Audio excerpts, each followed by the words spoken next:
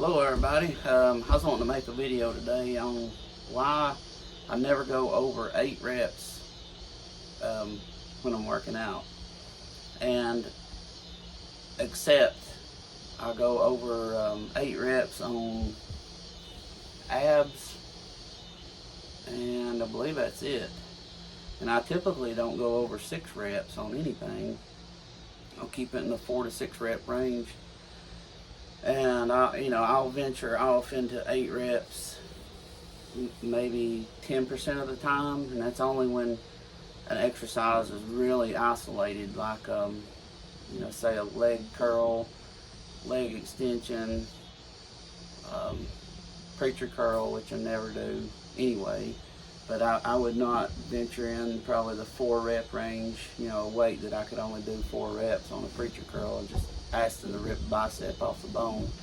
But the reason I basically stay in the 4 to 6 rep range is when I started doing that, when I first got into working out, I followed the whole, then it was not influencers, Instagram influencers, YouTube influencers. It was magazine influencers. I guess they didn't call them influencers, but it was guys in magazines, or just following bodybuilding magazines, which the influencers follow the same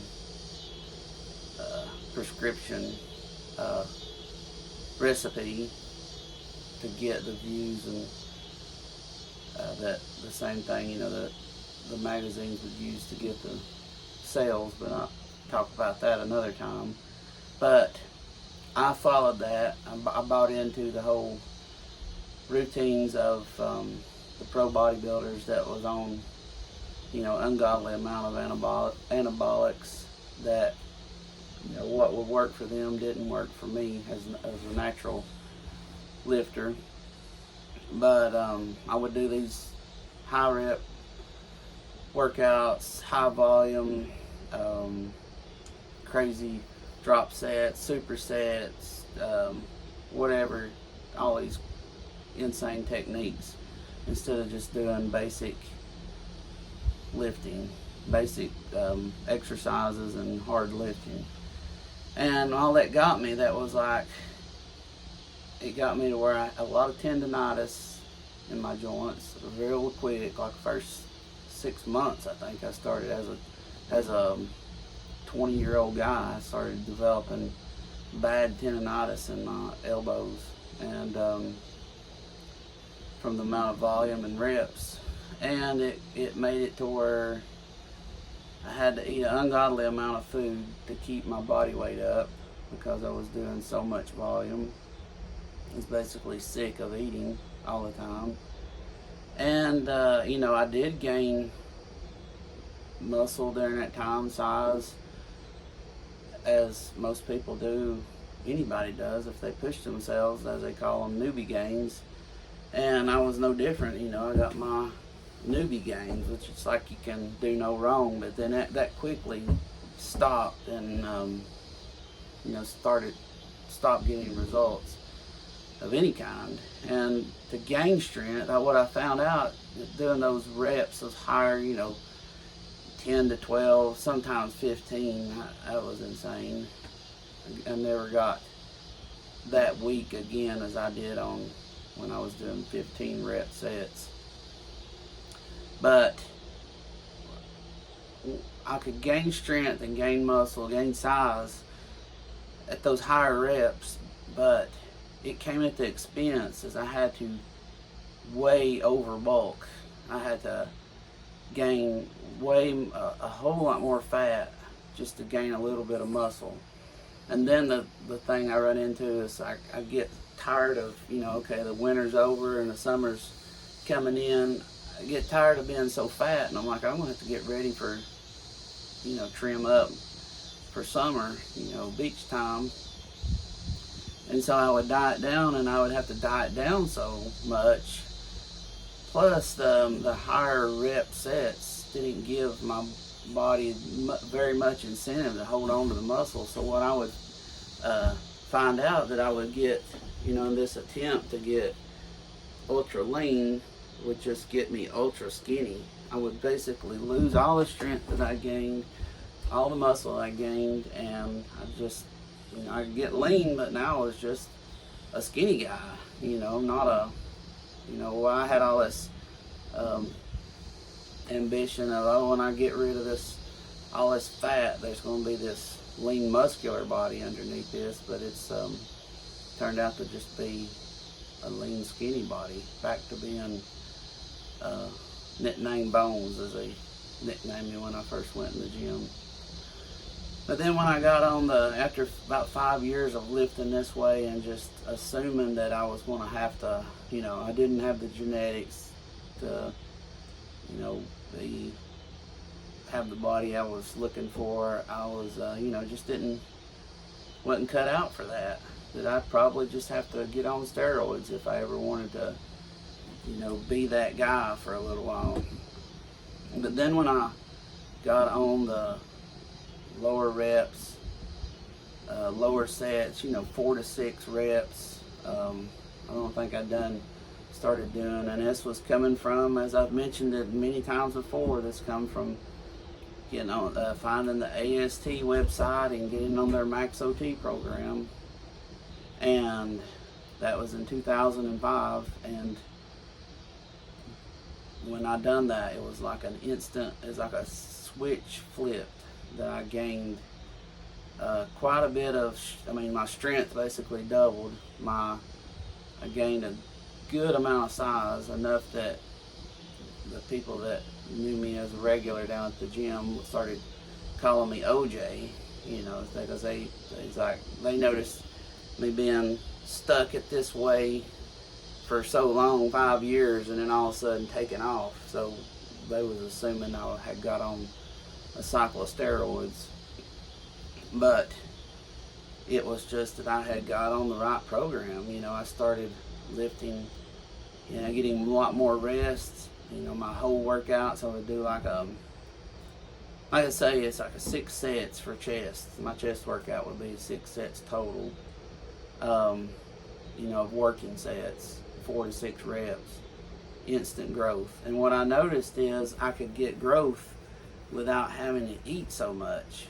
I could, as I do a bulk, I could bulk and, can stay pretty lean enough, that I could continually see abs through the whole bulk and not have to eat so much food to do this. And then when it came to dieting down, as I was cutting calories, my strength was still going up. And so much so that when I started doing bodybuilding contests, my best lifts would actually be the week before the contest, because even though I was so lean, I had some people asking me if I felt okay, because my face was so drawn in and sucked in. I just looked starved to death, which I was starved to death, but could still keeping that 4 to 6 reps, and no more than 6, 7 total sets for per body part. I could continually gain strength, and it felt like I could just not eat, and I would still maintain that muscle. I was sending so much of a signal to my body that muscle was vitally important, and that it was holding on to it at all costs and just getting rid of body fat. So that was the first time I was able to get that lean, yet not even lose strength.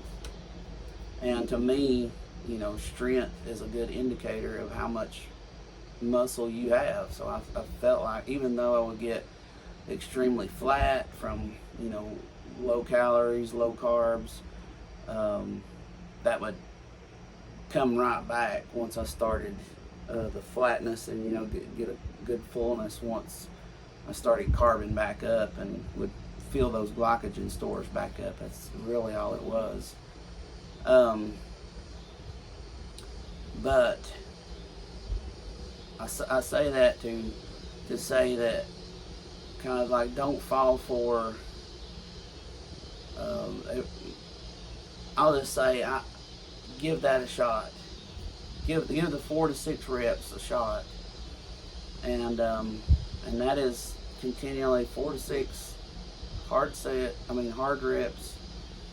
Don't have to go to failure, but it's going to be very close to failure. You at least have to progress every week. If you can do the 6 sets this week, then 6 reps. I keep saying sets. 6 reps this week, then add some weight to it. I always say 5 pounds, but sometimes 5 pounds is too much on a dumbbell, and it's not enough on, say, like a leg press. But add a small amount that you can do at least 4 reps, and try that. Progressively overload, and I think you will see a big difference in growth, and you will see a big difference in how lean you can get when you start cutting those calories and increasing cardio, and how much muscle you can maintain by doing that. And I know it's always said that the high reps are, you do high reps to cut, and I think that comes from people are basically just when that started, they was just like, okay, if I go from 6 reps, now I'm doing 30 reps, and I'm doing multiple sets. Well, I'm just increasing my activity, which is going to increase the amount of calories I burn, which is going to put me in, if I'm still eating the same amount of calories, it's going to put me into a deficit. So now I'll start leaning out by that extra work, not simply because there's some kind of mosquitoes are eating me up.